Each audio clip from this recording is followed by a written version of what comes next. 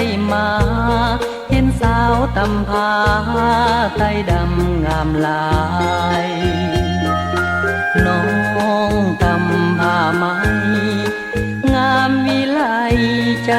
น้องขยันถึงไม้เส้นน้อยน้องสร้างสอซอ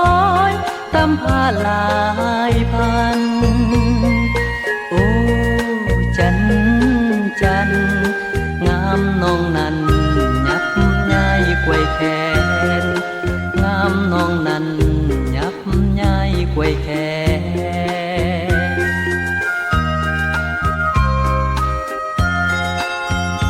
งามเดสาวไต้ดำเฮานา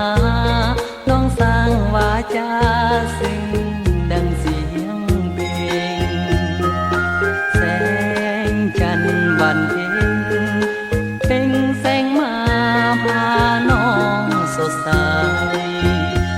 น้องพร้อมกันตำผ้าไหม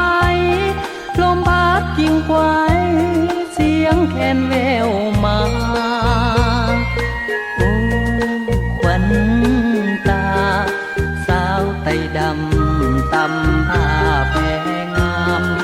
สาวไต้ดำตำผ้าแพงามอยากยื้อย่านบุญโบถึงได้แต่เบิ่งมาสร้างความฝันจันแต่จันว่าลาเอ๋ย